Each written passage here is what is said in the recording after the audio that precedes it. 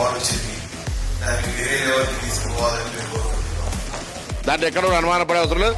Government మీతో ఉంటుందనే మాట మనం చేస్తా ఉన్నాం. చాలా దగ్గరి సన్నిహితులు, చాలా దగ్గర నుంచి చూసాము.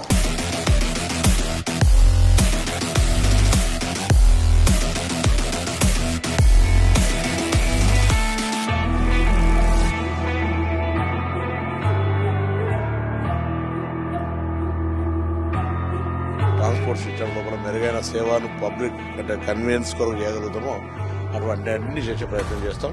మేము మార్పు కోరుకున్న ప్రభుత్వంలో ప్రజలకు సౌకర్యంగా ఉండే విధంగా రవాణా వ్యవస్థను కూడా తీసుకొస్తాం.